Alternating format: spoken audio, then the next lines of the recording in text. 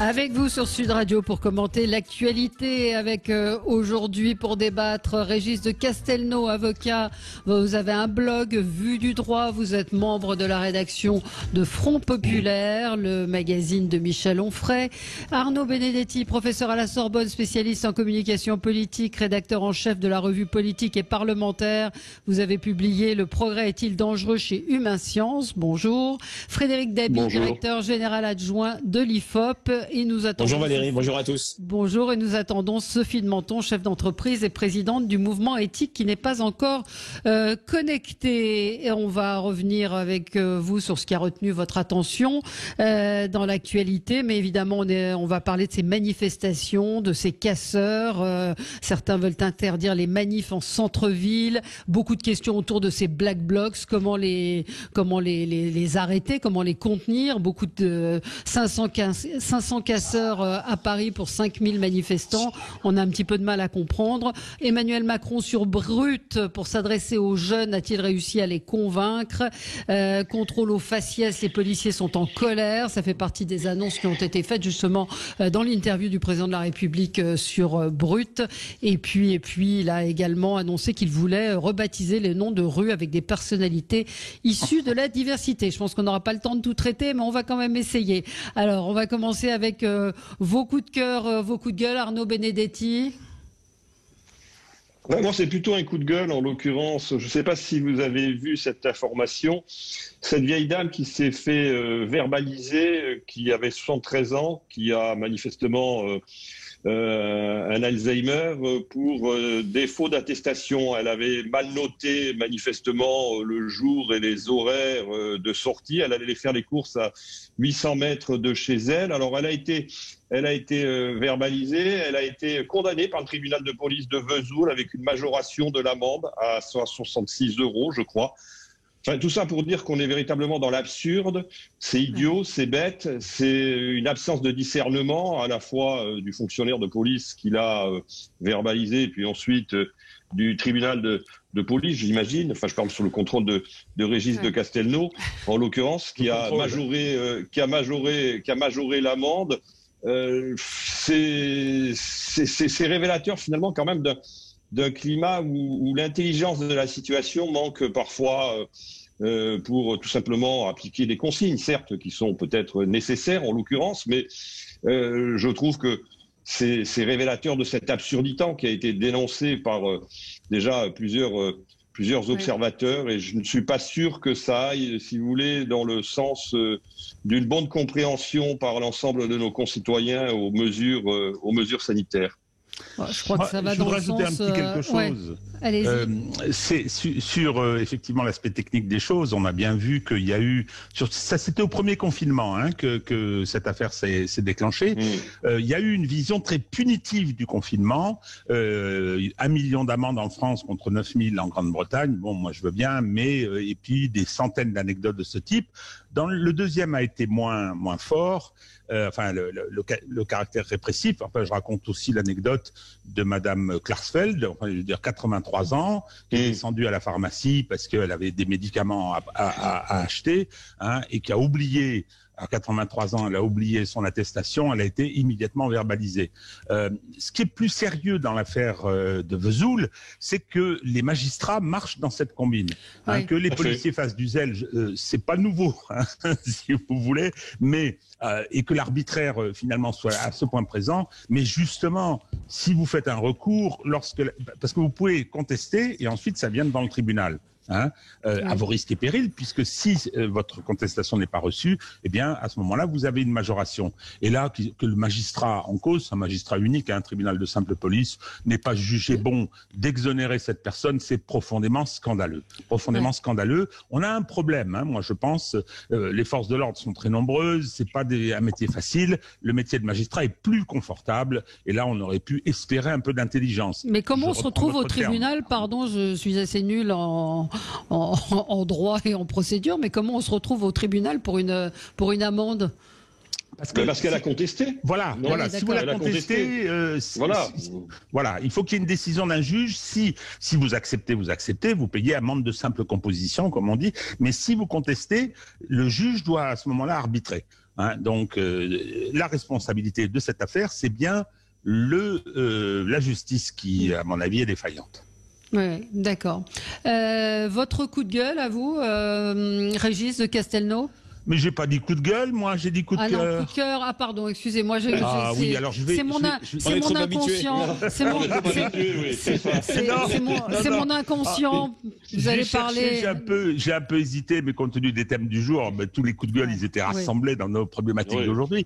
Non, c'est le texte de Michel Onfray ce matin dans Front Populaire. Alors je fais un peu de publicité pour le média auquel je collabore, mais il a eu le Covid, Michel. C'est quelqu'un qui a eu des problèmes de santé assez sérieux. Hein. Il a eu un gros infarctus, il a eu un AVC dans le passé, et le Covid lui est tombé dessus. A priori, il l'aurait attrapé en allant sur le conflit Arménie-Azerbaïdjan. Et il le raconte dans un très très beau texte que j'invite à lire, qui montre bien que c'est un écrivain, quoi. C'est un écrivain né. Dès qu'il a pu sortir, ça fait 3 semaines qu'il ne pouvait plus écrire, ce qui ne lui est jamais arrivé dans sa vie, dit-il. Hein, et dès qu'il s'est senti un peu mieux, il s'est assis devant son écran et il a pondu un très beau texte sur la maladie, avec, alors naturellement, tout le monde relève le fait qu'il s'est adressé à Didier Raoult, et que celui-ci lui a déconseillé l'hydroxychloroquine du fait de ses antécédents cardiaques, évidemment. C'est la contre-indication, mais naturellement, aujourd'hui, les réseaux font des gorges chaudes en disant qu'enfin, Raoult a changé d'avis. C'est pas du tout ce que dit Michel. Mais vraiment, sur cette maladie... Non, juste, je vous lis son texte quand même pour être très précis, parce qu'il y a un infectiologue de Bichat qui dit c'est quand même incroyable, ces grands promoteurs de l'hydroxychloroquine, ces adorateurs du protocole Raoult, ces profondeurs de la méthode scientifique, le jour où ils sont malades, hors de question de prendre cette molécule toxique. Bon pour le peuple, mais pas pour eux. Et ce que dit Michel Onfray, c'est mon premier mouvement consiste à joindre le professeur Raoult. Mon médecin entre en contact avec l'équipe marseillaise. Il a cru à l'hydroxychloroquine. Il y croit moins, voire beaucoup moins, mais m'expose les faits sur mon passé cardiaque. Donc c'est son médecin, c'est pas le professeur Raoult qui le lui a déconseillé, c'est son médecin qui a cru à l'hydroxychloroquine et qui lui dit que ça l'expose à un risque de mortalité induite par l'usage de ce médicament et que donc et il ajoute torsade de pointe, est-il dit, pour caractériser la mort qu'on risque en prenant cette thérapie dont on ne sait finalement si elle soigne ou non. Pour l'heure, je n'ai pas envie de mourir en martyr de l'hydroxychloroquine. Passer le rame à gauche à cause du Covid, mais à cause du médicament censé soigner, c'est plus d'ironie que je n'en peux ces temps-ci. Donc, pardon. Mais pardon, moi ce texte, en toute objectivité, je sais que mes auditeurs ne me croiront pas objective, mais je trouve ça pour le moins gonflé. C'est-à-dire après avoir dit salaud de médecins qui n'ont pas le droit de prescrire l'hydroxychloroquine, lui il est malade et puis son médecin lui dit écoutez finalement, je suis pas si sûr que ça marche. Puis dans votre cas, franchement, c'est pas une bonne idée. Mais c'est pas le professeur Raoult visiblement qui le lui a déconseillé. C'est bel et bien son propre médecin. Allô ? Oui, mais c'est complètement irrationnel, ce type de réaction. Pourquoi ? Ça me paraît normal. Bonjour Sophie. Bonjour Valérie. Tout ce qui est médical comme ça est tellement irrationnel. Moi, je suis entièrement pour les vaccins en général, très pour le vaccin contre la Covid, puis je vais attendre que les autres se fassent vacciner. Hein. Oui, c'est ça, c'est ce que tout le monde dit. Non mais Régis, vous qui tressez des lauriers à Michel Onfray, expliquez-moi un petit peu ce revirement. Je tresse des lauriers sur ses qualités. Je trouve ce texte très beau. J'ai bien aimé. C'est un beau morceau de littérature. Je l'avais reçu avant, hein, privilège de ma collaboration. Mais voilà, sur ce côté hydroxychloroquine, il y a effectivement, moi j'avais essayé de suivre un petit peu parce que j'ai aucune envie de l'attraper, surtout quand on a lu le texte de Michel. Je pense que c'est une épreuve. Et puis il y a des gens dans mon entourage. Non, je pense que effectivement il y avait une réelle et grosse contre-indication. C'est pas quelqu'un qui a une santé extraordinaire, notre ami Michel. Moi je suis en désaccord sur plein de choses avec Michel Onfray. Hein. Ça ne nous empêche pas de l'amitié et de travailler ensemble. Non, je pense que c'est tellement plein d'incertitudes cette période sur le vaccin. Moi, j'ai entendu le monsieur vaccin nous exposer ça, et puis là, Pascal Praud a été assez drôle à ce moment-là. Il dit, moi, j'ai entendu le monsieur vaccin, conférence de presse avec Castex, moi, je me vaccine pas. Moi, j'étais prêt, hein. J'étais prêt à y aller parce que je me dis après j'ai aucune envie de l'attraper. Et puis alors là, je sais pas tout ça. Et puis j'ai vu la première ministre, je crois que c'est ça, de Nouvelle-Zélande, dire regardez, je me fais vacciner, mais ils ont mal filmé et en fait c'est bidon parce que le cache de l'aiguille n'a pas été enlevé, donc on fait semblant de l'injecter. C'est quand même bon. Bien, voilà quoi. Mais bon, je crois. Je ne peux pas croire qu'ils vont vacciner la reine d'Angleterre et le prince Philippe qui a 99 ans. Parce que sinon, je veux dire, c'est un suicide. Enfin, mais 99 ans. Enfin, les vaccins n'ont jamais tué personne, que je sache. Non, mais là, c'est. Non, bien sûr que non. Mais ils font un recul, Valérie. Je veux dire, moi, j'ai entendu Monsieur Vaccin aussi. J'étais dans la même position. Il était très embêté. On a à peine l'autorisation. On a quel retour? Je ne veux pas du tout dissuader les gens de se faire vacciner. Je pense que commencer par des personnes âgées, très fragiles, où il y en a qui n'ont même pas le droit de prendre une aspirine. Enfin, je veux dire, je trouve ça curieux et ça m'a beaucoup amusé qu'on dise que la reine d'Angleterre et le prince Philippe avaient donné l'exemple. Allez, on va, vous réagirez, Arnaud Benedetti et puis Frédéric également. Dans un instant, on marque une petite pause de pub et on se retrouve à 11h pour débattre et commenter l'actualité. 0826 300 300. On est avec vous sur Sud Radio. Avec vous sur Sud Radio jusqu'à midi avec Régis de Castelnau, avocat, votre blog Vue du droit et vous êtes membre de la rédaction de Front Populaire. Évidemment, ce qu'on a évoqué à propos de Michel Onfray et de Didier Raoult fait réagir. Arnaud Benedetti, professeur à la Sorbonne, spécialiste en communication politique, rédacteur en chef de la revue Politique et Parlementaire et votre dernier livre, Le Progrès est-il dangereux? La question, elle est vite posée, comme on dit, hein, avec le vaccin. C'est paru chez Humain Science. Et Frédéric Dabi, directeur général adjoint de l'IFOP, et Sophie de Menton, chef d'entreprise, présidente du mouvement éthique. On me dit effectivement que je suis de mauvaise foi à propos du professeur Raoult sur le fait que il avait toujours dit qu'il y avait des problèmes, quand on était cardiaque. Sauf que je vois également d'autres personnes qui disent mais il y a quand même ce passage où Michel Onfray dit pour l'heure je n'ai pas envie de mourir en martyr et il dit que ce médicament n'a pour l'instant pas fait ses preuves. On ne sait finalement pas si elle soigne ou non. Donc je trouve que c'est quand même un revirement de situation pour le moins étonnant de la part de Michel Onfray parce qu'au-delà de son cas général, il dit ça n'a jamais fait ses preuves. Attendez, je vais à nouveau prendre la défense de Michel. Oui. Ce qu'il a dit, il a soutenu Raoult. Je crois sur des bases qui étaient des bases un peu politiques, c'est-à-dire qu'il y a eu le rejet parisien, etc. Il y a eu toutes ces polémiques, et c'était plutôt sur ces bases-là. Moi, il a critiqué un des livres de Didier Raoult. Il a jamais été, si vous voulez, il n'en a pas les compétences et il le reconnaît très bien, un militant de l'hydroxychloroquine. Ce qu'il n'aimait pas, c'est la façon dont il a été diabolisé. Voilà. À tort ou à raison, d'ailleurs, cette diabolisation.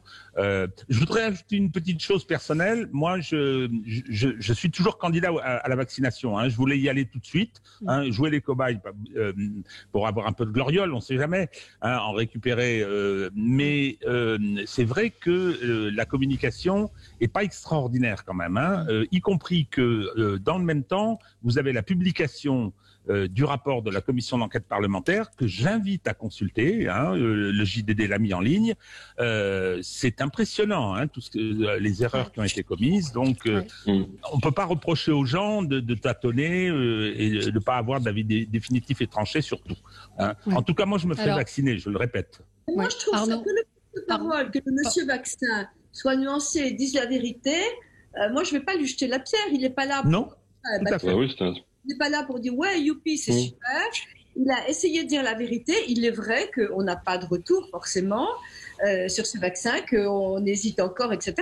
Il le dit. Moi, je trouve ça bien. C'est le simple bon sens et la vérité de savoir que quand un vaccin vient d'avoir l'autorisation sur le marché et qu'il a été créé à toute allure et qu'il vient d'arriver alors qu'on sait que les vaccins, il y a un retour de plusieurs années. c'est pas évident. Moi, je pense on va en reparler. On va continuer notre petit tour de table. Frédéric Dabi, un coup de gueule émotionnel, Ah non, avec non. émotion, non?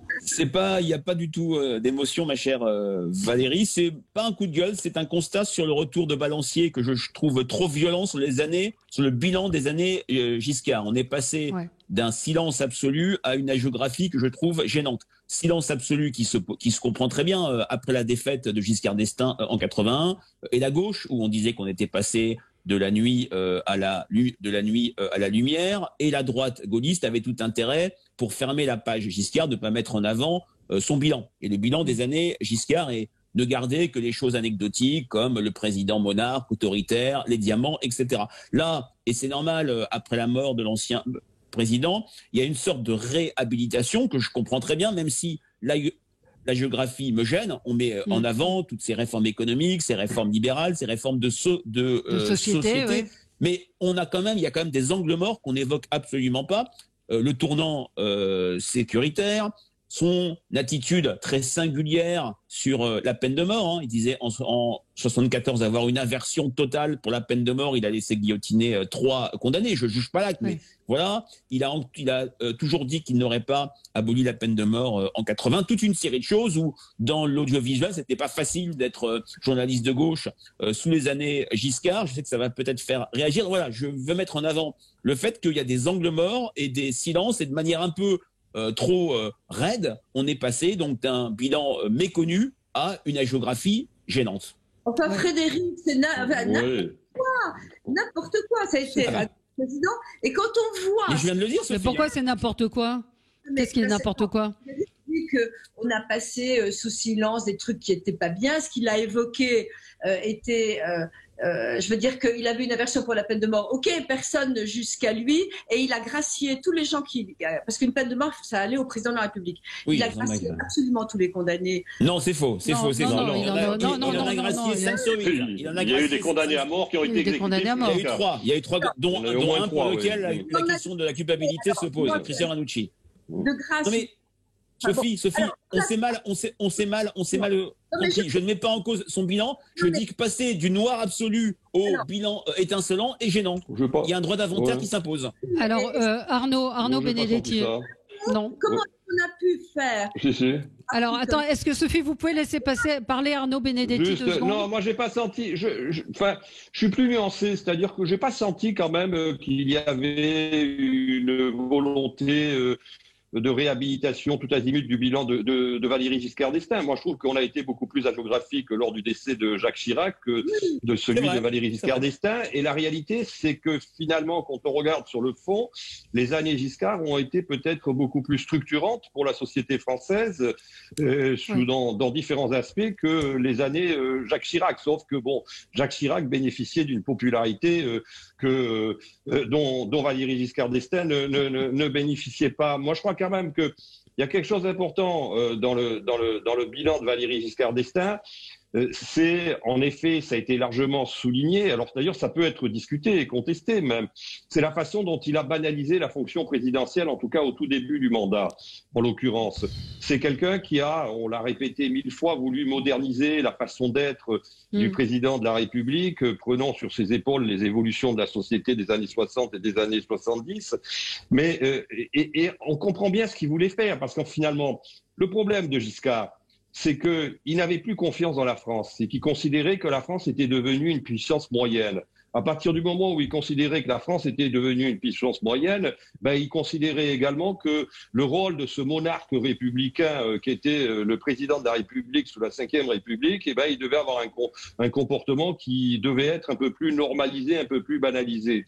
Donc il avait une logique politique qui me semble assez claire. Par contre, on peut discuter en effet ensuite de sa politique et d'un certain nombre de mesures qu'il a pu prendre durant son septennat. Bon, il y a une question sur laquelle on ne revient pas, qui est quand même une question aujourd'hui qui est quand même au cœur de plusieurs débats de la société française. Et je remarque qu'on n'en a pratiquement pas parlé, c'est la question du regroupement familial. Oui. Ah, si, on en a parlé quand même. On en a parlé, je trouve. Oui, mais assez peu, effectivement. D'ailleurs, regroupement familial dont il n'est pas d'ailleurs il en est responsable, mais pas tout à fait. Il en est responsable parce pas lui qui l'a initié. En 1977, Raymond Barre, qui devient Premier ministre, décide de suspendre le regroupement familial, et c'est suite au recours d'un certain nombre d'associations que le Conseil d'État le rétablit. Mais sur le fond, moi, j'ai pas trouvé que les commentaires après le décès de l'ancien président étaient véritablement aussi hagiographiques que Frédéric le dit. Non, mais on s'est peut-être mal compris. Ce que je veux dire par là, avant la mort de Mitterrand, la connaissance par les Français de son bilan était connue. Peine de mort, radio libre, 5e semaine, 60 ans pour la retraite, RMI, etc. Chirac, c'était à peu près la même chose. Ce que je trouve intéressant, c'est qu'on a l'impression qu'on a redécouvert le bilan de Giscard d'Estaing. D'ailleurs, quand il y a eu l'anniversaire de la loi Veil, on a beaucoup parlé de Simone Veil, ce qui est normal. Beaucoup parlé de Jacques Chirac. Voilà, c'est ce décalage que je vais mettre en avant. Peut-être qu'Arnaud, à géographie, est fort, mais c'est ce fait que on est passé du rien à un tout. Voilà, c'est ce qui était assez intéressant. Maintenant, bien sûr, tout est affaire de nuances. Allez, on va marquer une pause et on se retrouve dans un instant et vous aurez votre coup de cœur ou coup de gueule. Sophie, je ne sais pas, nous allons le découvrir dans un instant. On parlera évidemment de ce qui s'est passé à Paris, de ces affrontements. On parlera également du président de la République qui s'est exprimé sur Brut. Qu'en avez-vous pensé? Est-ce qu'il a convaincu? Est-ce qu'il peut convaincre les jeunes en parlant sur un média comme celui-là? À tout de suite. Avec vous sur Sud Radio jusqu'à midi pour commenter l'actualité avant d'aborder les manifestations de ce week-end, les Black Blocs, de reparler éventuellement des vaccins. Sophie, vous aviez un coup de cœur, un coup de gueule? Oui, absolument. J'ai eu, figurez-vous, un coup de gueule, vous vous souvenez Valérie, d'ailleurs ça avait pas mal réagi, sur le fait qu'on voulait supprimer l'enseignement à distance et les entreprises privées telles le cours Atmer, le cours Legendre, etc., au nom de l'islamisme et de familles qui gardaient leurs enfants en les éduquant et sans les mettre dans les écoles de la République. Et là, je vois que, évidemment, le président écoute Sud Radio, c'est pour ça d'ailleurs, mais qu'il est revenu dessus dans son, je ne sais plus dans quel discours, il y a 2-3 jours. Il est revenu dessus en disant non, maintenant il y aura des exceptions, il faudra prouver qu'on n'est pas radicalisé. Et là, les enfants auront le droit de suivre un enseignement à distance. La liberté, à mon avis, d'éduquer ses enfants revient totalement aux parents, donc c'est un bon geste. Mais mon vrai coup de gueule, c'est qu'on ne peut pas continuer à lancer des vagues ballons d'essai ou alors affirmer des décisions irrévocables d'un ton convaincu et revenir dessus. C'est juste pas possible. Et ces techniques de gouvernement qui ne sont pas d'ailleurs forcément le propre de Macron, bien que il ait un certain en même temps, régisse sa parole, c'était déjà le cas. La théorie du ballon d'essai ou la technique du ballon d'essai, elle a été de tous les gouvernements. On balance un truc, on voit comment ça retombe dans la rue, puis on revient dessus. Et c'est juste pas supportable, ça décrédibilise le gouvernement, on n'a plus confiance en rien. Et là, il vaut mieux revenir sur quelque chose qui est une erreur que de ne pas le faire. Mais là, l'histoire de ces écoles est typique. En 3 jours, on a dit c'est interdit, il n'y aura plus d'enseignement, tous les enfants doivent aller en classe. Puis on va revenir aussi sur l'obligation de mettre les enfants en classe à 3 ans. Donc, je pense que ces revirements sont bons. Je trouve dramatique cette situation. Est-ce que personne n'est capable de réfléchir avec bon sens au gouvernement avant de balancer des décisions caricaturales? Et c'est insoutenable. Il faut nommer un ministre du bon sens. Un ministre du bon sens, oui, mais normalement ça devrait être le Premier ministre, non? Moi, je crois que c'était pas un ballon d'essai. Je pense que c'était pas. Moi, je pense pas que ce soit un ballon d'essai, sauf que je crois qu'ils se sont aperçus qu'il y avait un risque,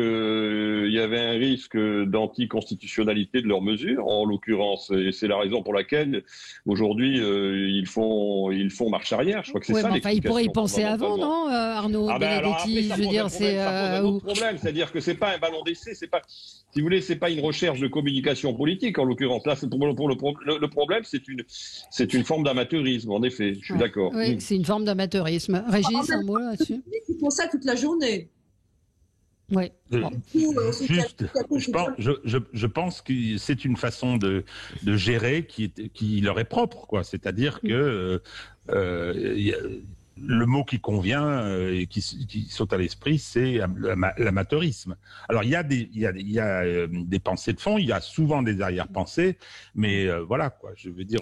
Et la trouille peut-être du Conseil d'État, Frédéric Dabi, comment? Oui, non, je partage ce que vient de dire Sophie. C'est vrai que la technique du ballon DSS a été fait par le passé, mais je trouve que ça devient quasi systématique pour ce gouvernement. Ça a souvent des effets dévastateurs. On le voit dans nos enquêtes qualitatives où il y a un lien entre la perte d'autorité du gouvernement et d'Emmanuel Macron et le sentiment que le cap qu'on voyait bien au début du quinquennat tend à s'effilocher un petit peu. Donc c'est des choses relativement gênantes et ça donne le sentiment d'une absence de maîtrise. Dans le baromètre IFOP fiducial pour Paris Match et Sud Radio, vous avez vu Valérie que Jean Castex a perdu avec la séquence office religieux, station de ski, 7-8 points sur dirige bien l'action de son gouvernement qui induit ce sentiment de maîtrise.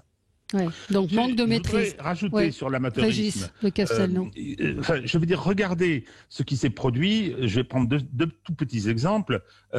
Après le problème de l'article 24 et de la loi de sécurité globale, on nous annonce, et je suis désolé, on nous l'annonce après un entretien entre Darmanin et Macron, et pour moi c'est une idée de Macron, ça caractérise sa culture administrative plutôt que politique, on nous annonce une commission destinée à réécrire la loi. Enfin, je veux dire, faut pas avoir 3 sous de culture républicaine pour ne pas penser qu'il va y avoir évidemment une levée de bouclier et un tollé. Là, sur le vaccin, on y revient, ma chère Sophie. Sur le vaccin, on nous annonce un groupe de citoyens tirés au sort qui va étudier cette question du vaccin. Mais attendez, je croyais qu'il y avait un comité scientifique, comité de défense, et surtout il y a un président de la République et un Premier ministre. Alors, attendez, sur le projet de loi sécurité sur le projet de loi sécurité globale, ils n'en sont pas à une seule expression d'amateurisme, parce qu'il y a aussi le moment où Christophe Castaner, président du groupe parlementaire, vient nous dire, alors que la loi est passé déjà, le projet de loi est passé déjà au Sénat, que la majorité va réécrire l'article 24. Ouais. Donc on a en effet des exemples multiples et variés de cette espèce de négligence ou d'amateurisme, je ne sais pas comment il faut la qualifier, qui caractérise le fonctionnement de cette majorité. Le problème, c'est que ça a été revendiqué comme un élément de fraîcheur au début, mais maintenant ça apparaît de manière assez régulière comme des dysfonctionnements qui sont en effet, je rejoins ce que dit Frédéric Dabi, tout à fait nocifs pour la bonne compréhension de l'action de l'exécutif. Oui, Frédéric Dabi, pourtant le président enregistre dans vos sondages, alors je sais que un certain nombre de nos auditeurs ne croient pas aux sondages, mais enregistre un certain nombre de bonnes opinions. Non, ce qui est très très intéressant, et on diffusera ce soir, donc je peux pas vous le donner, le baromètre fiducial sur les personnalités, mais on a un socle de popularité présidentielle qui bouge très peu, et là c'est un vrai élément de rupture par rapport aux prédécesseurs. En gros, ça fait 6 mois qu'Emmanuel Macron a ce socle de 40%, parce que ces segments forts, les personnes âgées, ce que j'appelle la Sainte Alliance, En Marche, LR, tient bien le choc, et c'est vrai qu'il y a une vraie nouveauté par rapport à l'époque Édouard Philippe, c'est qu'il a un fusible, c'est qu'il a un pare-choc, en l'occurrence Jean Castex. On n'avait pas vu un couple président-premier ministre fusible depuis Chirac-Raffarin en 2002. Ouais. On va parler des manifestations de ce week-end, des casseurs, des black blocs, de toutes ces violences qui ont émaillé les manifestations. On va devoir marquer une pause. Moi, j'en veux aux chaînes d'infos. Je pense qu'elles sont responsables, non pas de montrer l'information, elles doivent montrer cela, mais de rester en caméra fixe toute l'après-midi sur une voiture qui brûle, sur un barrage qui brûle, et de ne pas montrer des manifestants qui étaient un petit peu partout en France et qui manifestaient relativement pacifiquement. Je pense que ça contribue, vous me direz ce que vous en pensez, peut-être Arnaud Benedetti, à justement accentuer cet état de chaos. Arnaud, peut-être un mot rapidement. C'est vrai que bon, le point de vue en général des médias, c'est de montrer que les trains n'arrivent pas à l'heure. Hein. C'est un vieux classique en l'occurrence. Donc ces images qui sont des images qui sont spectaculaires viennent en effet renforcer ce sentiment de chaos et d'impuissance de l'État. En même temps, c'est une réalité. C'est une réalité. Je suis d'accord avec vous. On peut pas l'écarter. Je veux dire, on peut pas l'écarter. C'est que c'est vrai que maintenant systématiquement depuis finalement, ça a commencé avec le mouvement des Gilets jaunes, puis ensuite avec les manifestations contre le projet de loi sur les retraites, et puis aujourd'hui dans les manifestations contre le projet de loi de sécurité globale, on a ces groupes de Black Bloc qui s'infiltrent dans les cortèges, qui les instrumentalisent et qui commettent un certain nombre de débordements qui sont d'ailleurs profondément, j'allais dire, nocifs pour les manifestants qui, pour la plupart, essayent de manifester pacifiquement. Mais la question quand même qu'il faut se poser, c'est que ce phénomène... Non mais juste, je termine. Ce phénomène aujourd'hui de violence dans les manifestations, il est quand même assez spécifique à la France, en l'occurrence. Parce qu'on voit quand même que les Allemands ont réglé le problème des Black Blocs. On se souvient que les Britanniques avaient des problèmes de hooliganisme qu'ils ont réussi à résoudre. En France, on n'y arrive pas. C'est quand même la vraie question qu'il faut se poser. Parce que on connaît en plus... Attendez, moi ce qui me surprend beaucoup, c'est qu'on connaît le profil parfois sociologique de ces Black Blocs. Hein. On connaît le profil sociologique de ces Black Blocs. Donc si on connaît le profil sociologique de ces Black Blocs, c'est qu'on est capable, on devrait être capable et en mesure de les identifier. La difficulté, c'est que à chaque manifestation, on les voit réapparaître. Eh oui, allez, on va se poser la question. On va y revenir. On est obligé de marquer une pause. On apprend à l'instant que le salon de l'aéronautique n'aura pas lieu cette année. Voilà. On se retrouve dans un tout petit instant avec vous sur Sud Radio. Oui, donc le salon du Bourget a été annulé. On vient juste de l'apprendre. L'aéronautique est le secteur qui inquiète le plus les États. C'est la sidérurgie de 2020. Donc arrêt donc pas de salon du Bourget cette année. Alors nous parlions très bien. Nous parlions donc de ces Black Blocs. Vous évoquiez leur sociologie, Arnaud Benedetti.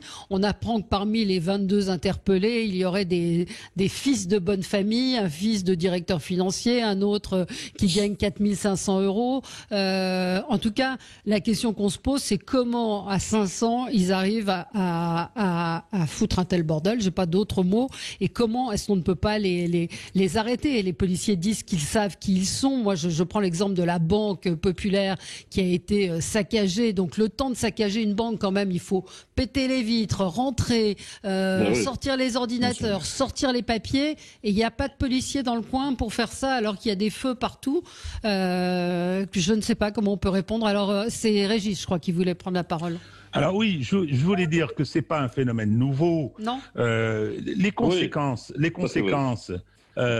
Arnaud, les conséquences, alors que peut-être ça donne l'image de l'impuissance de l'État, mais surtout, ça remobilise les gens et ça sert le pouvoir parce que ça disqualifie les manifestations, ça pousse les gens à souhaiter qu'il n'y en ait plus et à les interdire, etc. Mais c'est une vieille histoire. Enfin, voyez, donc l'idée derrière ce que vous moi, dites, je pense que c'est de la provoque de l'État. Mais je pense que le pouvoir laisse faire.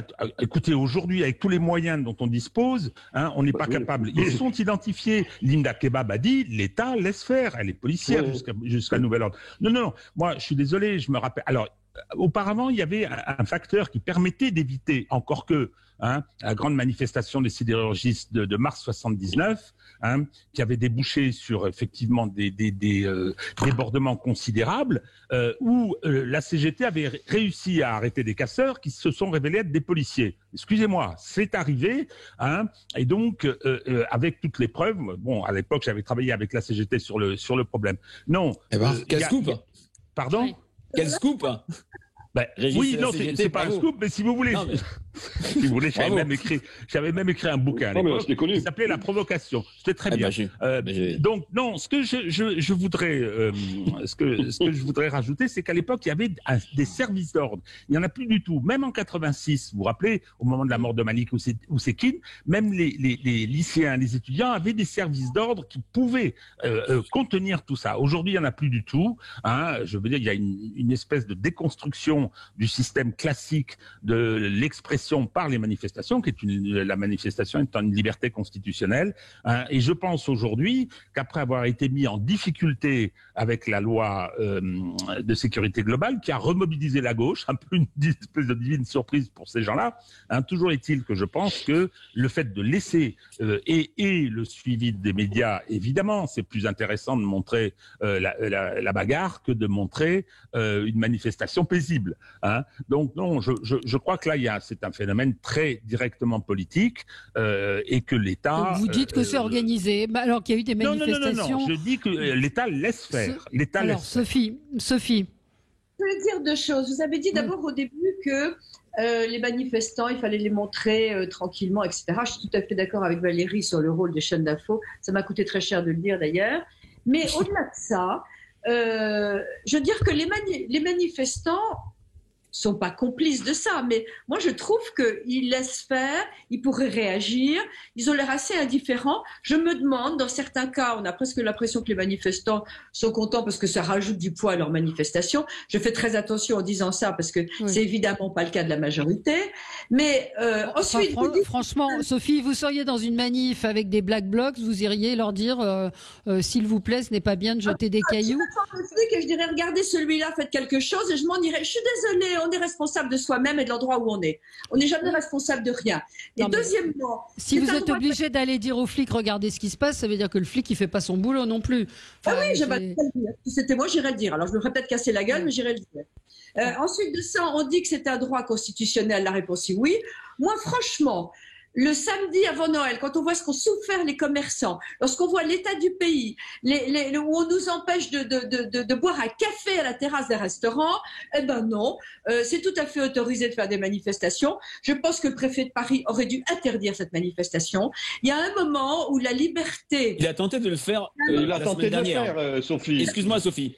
Il a essayé de le faire. Je t'interromps. Frédéric. Non, c'est une simple interruption et je m'en excuse. Ouais. Il a tenté de le faire, pas ce samedi, mais pour la manifestation de samedi dernier, samedi il y a 10 jours, et il a été, ça a été retoqué. Retoqué par qui? Par le conseil, non, le tribunal administratif. Le tribunal administratif. Oui. Ouais. Et ensuite de ça, oui, la réponse est oui. Eh ben, il y a qu'à interdire les manifestations qui ne sont pas encadrées par des services d'ordre et des syndicats. On sait très bien que la CGT faisait très bien le boulot, même si elle manifestait trop à mon goût. Et donc, je pense qu'il y a une responsabilité collective. On est un pays où on peut rien faire sans faire une manif. C'est maintenant tous les samedis. C'est insupportable. On est dans un état de droit. Ce n'est plus un état de droit. Et quant à tous vos commentaires sur, on sait qui sont les Black Blocs, je veux dire, tous les Français finissent par le penser. Je suis d'accord, j'y connais rien, mais franchement, ça me paraît hallucinant qu'on ne puisse pas les arrêter. Et alors, je suis pas dans la théorie du complot et je vois quand même pas les flics en train de être eux-mêmes infiltrant ces manifs pour taper sur d'autres flics. Mais effectivement, nous ne sommes plus dans un état de droit et ça va finir très mal parce qu'il y a une majorité silencieuse qui en a ras-le-bol, qui est prête à tout pour que ça s'arrête. Alors, Frédéric Dabi, sur l'opinion des Français, parce que je vois un auditeur, notre fidèle Xavier, qui tous les jours commente, dit mais il y a plein de villes dans lesquelles ça s'est très bien passé, dans lesquelles il n'y a pas eu de casse, dans lesquelles il n'y a pas eu il y a vraiment, il y a que Paris et 2 ou 3 grandes villes de province, mais à Perpignan, toutes les manifs se déroulent sans incident, jamais. Donc c'est vrai que Paris, c'est symbolique, mais il y a un effet de loupe sur Paris et comme l'a très bien dit, je crois Sophie, sur les chaînes info qui créent cet effet de loupe. Nous, ce qu'on voit dans nos enquêtes, alors c'est difficile de identifier et mesurer le bruit et la quantité de cette majorité silencieuse, mais elle est là. Vous m'interrogiez tout à l'heure, Sophie, sur Valérie, pardon, sur la cote de popularité d'Emmanuel Macron. Il a un électorat âgés, attachés à l'ordre et à la sécurité, comme dit la chanson, qui ne le voient que comme le seul rempart dans ce contexte particulièrement troublant et troublé. On a aussi, il faut le dire, on verra comment ça va on fera une nouvelle enquête peut-être dans quelques jours, mais il s'est passé aussi quelque chose de très fort sur l'image de la police après l'affaire Michel Zecler, où nous, on a reposé notre question sur l'image de la police, et il y a eu une rupture d'opinion en moins d'une semaine que je n'avais pas vue, toute proportion gardée, s'agissant de la justice pour l'affaire Doutreau. C'est vrai que ça a quand même très fortement secoué, ça a été une onde de choc dans le pays, mais c'est clair que cette image des Black Blocs, semaine après semaine, le sentiment qu'on ne peut pas les canaliser, les neutraliser, ça, c'est un poison lent catastrophique pour l'exécutif. Alors Bruno Retailleau proposait des brigades anti-Black Blocs. Alors est-ce que c'est de la politique? Est-ce que c'est une chose possible? Enfin, peut-être, j'en sais rien. Moi, j'ai aucune compétence en matière de maintien de l'ordre public, en l'occurrence, donc je ne me permettrai pas de commenter la proposition du sénateur Retailleau. Mais il y a un autre aspect, si vous voulez, qui me paraît important. Pour rebondir sur ce que disait Sophie, en effet, il y a un problème aujourd'hui vis-à-vis de l'état de droit, mais la réalité, c'est que d'abord, le calendrier politique qui a été choisi par l'exécutif pour finalement défendre ce texte est un calendrier qui me paraît totalement inapproprié. Pour une raison simple, c'est que vous êtes aujourd'hui dans un contexte urgence sanitaire oblige, où vous contraignez toujours plus les Français en matière de liberté de circulation, en matière de liberté de commerce également. Quand un café ou un restaurant ne peut pas ouvrir, tout simplement, on entrave sa liberté de travailler, donc de liberté d'entreprendre. En même temps, vous rajoutez une loi qui va paraître à d'autres segments de la population comme une loi liberticide. Donc, vous instaurez de toute façon le sentiment, à tort ou à raison, que vous êtes aujourd'hui confronté à une dérive autoritaire du pouvoir. Donc, je pense que politiquement, ça a été une erreur de la part de l'exécutif de rajouter ce dispositif législatif dans le contexte dans lequel nous traversons. Et il y a un deuxième sujet qui rejoint les autres, c'est que, et qui rejoint même le premier, c'est que vous avez là le sentiment d'un État qui n'est pas capable de mettre hors d'état de nuire quelques centaines de Black Blocs, mais qui par contre n'a aucune difficulté pour vous contraindre, vous, en tant que citoyen paisible, dans votre liberté de circuler, dans votre liberté de commercer, dans votre liberté d'entreprendre. Donc vous avez à la fois l'image d'un État qui se veut tout puissant pour régenter l'ordre personnel et l'ordre domestique. Ah, ça coupe. Ah, ça coupe un petit peu. Ouais, d'un État, vous disiez, d'un État. Ah, on vous entend pas. Vous savez quoi? On va. Entre nous, mais qui est tout puissant lorsque. Ah. Non, on a un problème de liaison avec vous.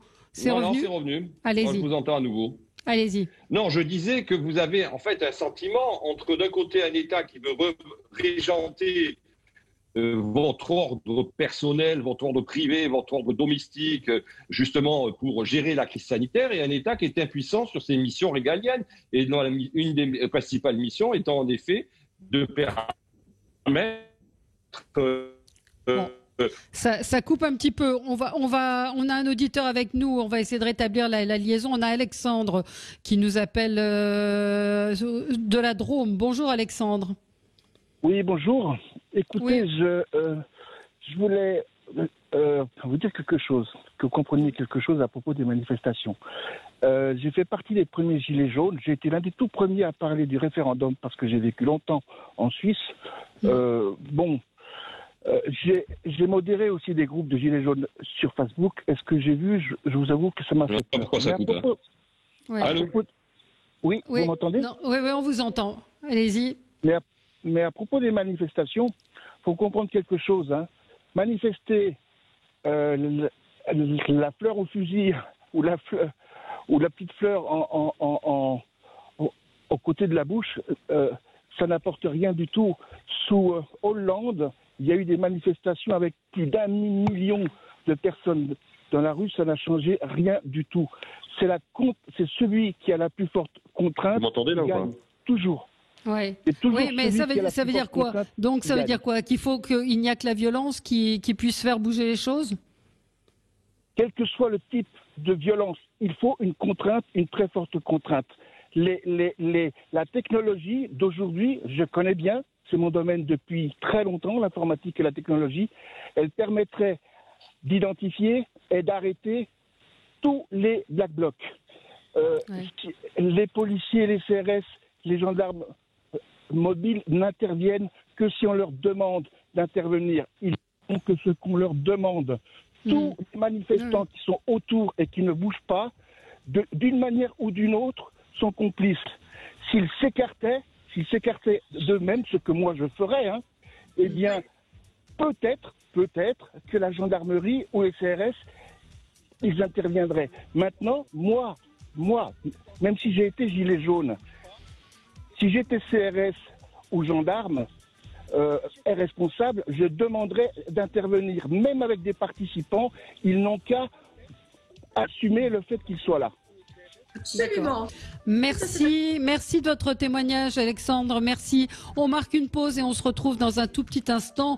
On va revenir sur l'une des annonces faites par Emmanuel Macron à propos des policiers, à propos du contrôle aux faciès. Cela met les policiers très en colère. On en parle avec vous dans un tout petit instant. À tout de suite. Avec vous sur Sud Radio jusqu'à midi, vous retrouverez ensuite André Berkoff, vous le savez.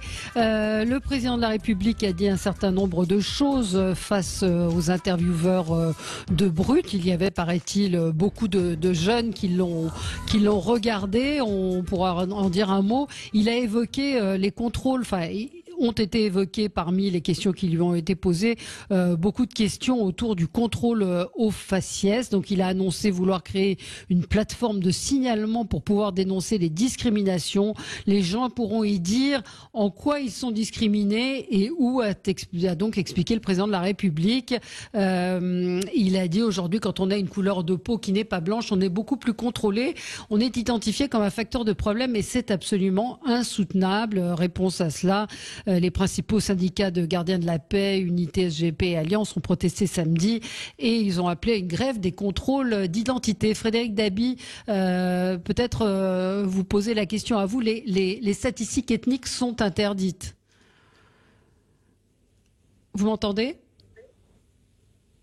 On l'entend plus. On l'entend plus. Donc, oui, Sophie, je crois que vous vouliez réagir. Allô, sur vous m'entendez ? Oui, on vous entend, Frédéric. Excusez-moi, j'ai mis mon micro en silencieux pour pas déranger tout à l'heure. Veuillez m'en excuser. Non, les statistiques ethniques sont interdites. En revanche, dans les cadres d'enquête d'opinion, on n'a aucune difficulté et le droit de poser toutes sortes de questions pour cerner des groupes de la population différentes. Ce qu'a dit Emmanuel Macron, c'est clairement une réponse à un sentiment majoritaire chez les jeunes. C'était une enquête IFOP pour Marianne de la semaine dernière, il y a une dizaine de jours. À 63%, les jeunes de 18-30 ans considéraient qu'il y avait des violences policières. C'était une réalité et pas des faits marginaux. Il a peut-être été un petit peu trop loin et se retrouve maintenant en difficulté entre des jeunes qui vont trouver qu'il n'est pas allé assez loin et des syndicats de police qui sont très mécontents. On retrouve des mêmes ferments de mécontentement qu'on avait vu avant le départ de Christophe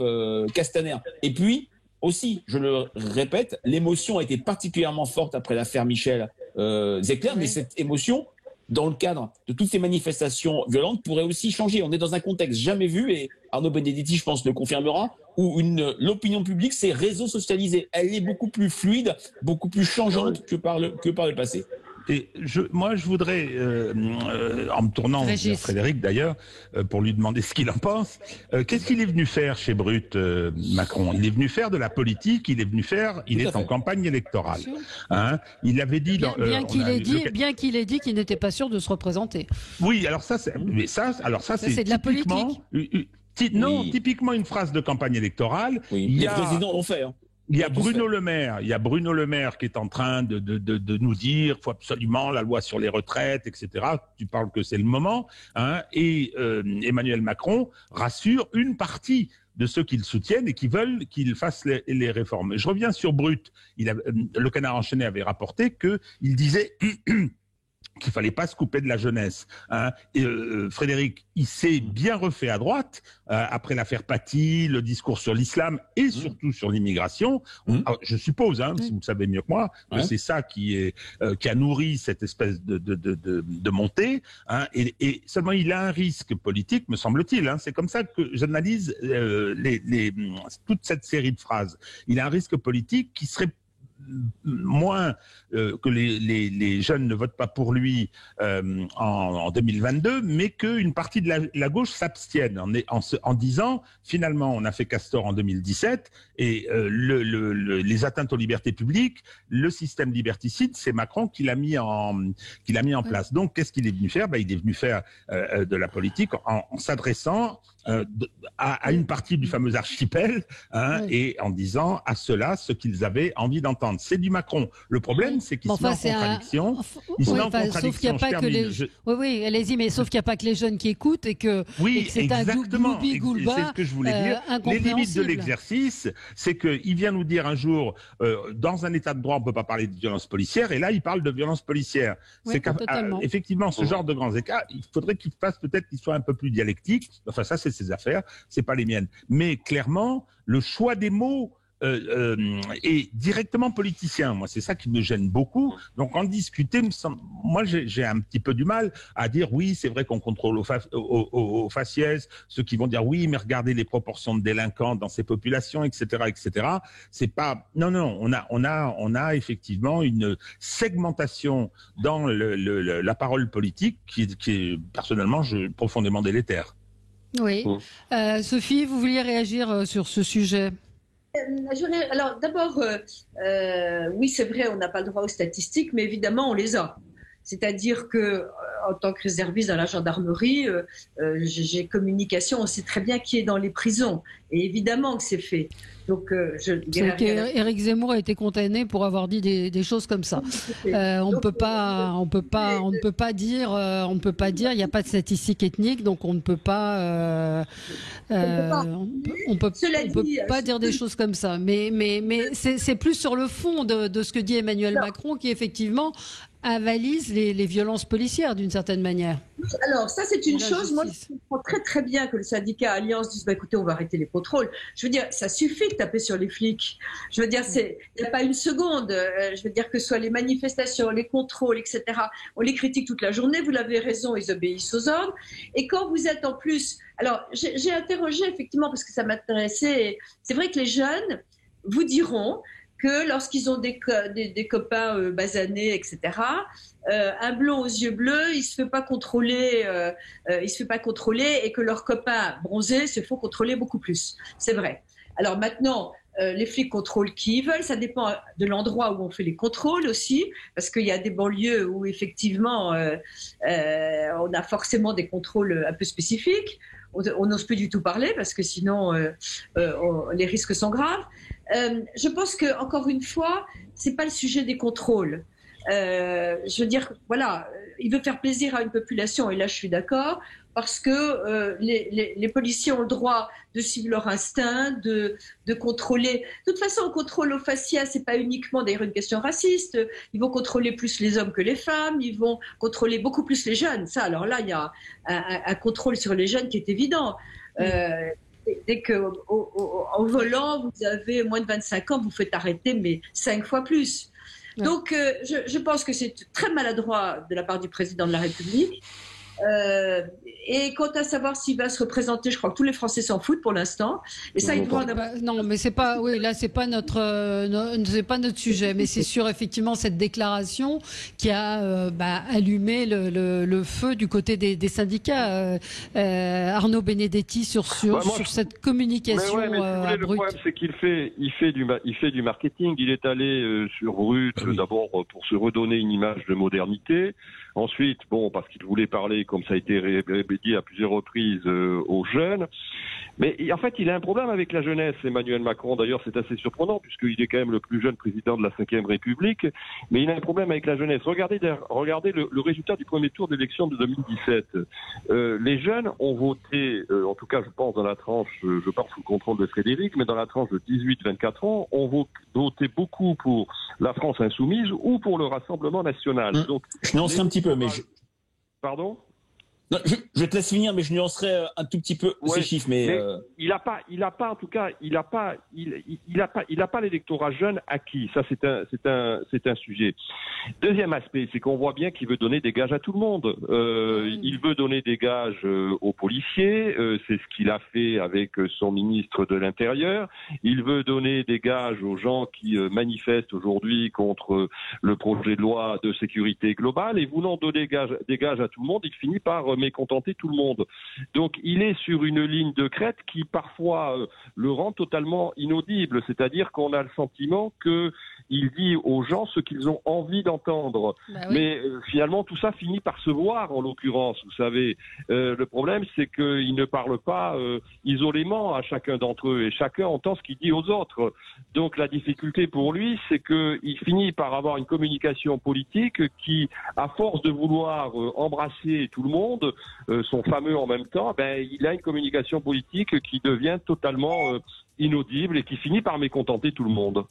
Oui. J'ai une petite question très courte pour Frédéric. Est-ce que cette espèce de virage à gauche, virage en direction des jeunes, n'est pas de nature à remettre en cause le virage à droite qui lui avait profité? Enfin, c'est le sentiment que j'ai. C'est le coup de balancier. Oui et non. N'oublions pas, il y a un virage à droite, il y a la base d'Emmanuel Macron qui est LREM, mais n'oublions pas que Emmanuel Macron n'a pas perdu une partie de l'électorat de gauche. Dernier baromètre IFOP fiducial pour Sud Radio, il a un tiers d'approbation dans l'électorat de gauche. Et sur ce qu'a dit Arnaud, je partage complètement. En plus, on ne s'adresse pas à une jeunesse, mais à plusieurs jeunesses. Emmanuel Macron est plutôt populaire, au-dessus de sa moyenne chez les 18-24 ans, parce qu'ils sont souvent plutôt protégés. Il est en vraie difficulté, et ça va, je pense, encore se dégrader chez les 25-30 ans. La génération de l'insertion qui va être pénalisée très fortement, et qui est pénalisée, hein, on en connaît tous dans notre entourage, des problèmes de stage, des problèmes d'insertion par la crise économique. Et puis, Emmanuel Macron a finalement fait un score honorable dans la jeunesse à la présidentielle parce qu'une partie des jeunes se sont mobilisés en fin de campagne pour éviter Marine Le Pen au second tour. Frédéric, c'est vrai, il paraît qu'il y a 50% de la tranche des 15-34 ans qui ont suivi cette interview. Ah, j'en ai aucune idée, ça me paraît énorme. Ça me paraît beaucoup, je ne sais pas comment on peut calculer ça. Oui, Sophie, certains de nos éditeurs ont été choqués par le terme que vous avez employé de basané, qui est effectivement connoté très, très péjoratif. Voilà, cause basané, bronzé, on peut dire de gens qui n'ont pas le même... qu'est-ce qu'on dit ? Le président de la République a dit quand on n'est pas blanc, voilà, quand on n'a pas la peau blanche. Oui, mais alors on euphémise tout. Enfin, on euphémise tout. Je suis d'accord avec vous, mais je le signalais, voilà. Révélateur de l'époque. Révélateur absolument de cette époque. Merci à tous les quatre. Dans un instant, c'est André Berkoff qui sera avec vous en pleine forme. Je n'en pas douter. Très bonne journée sur Sud Radio.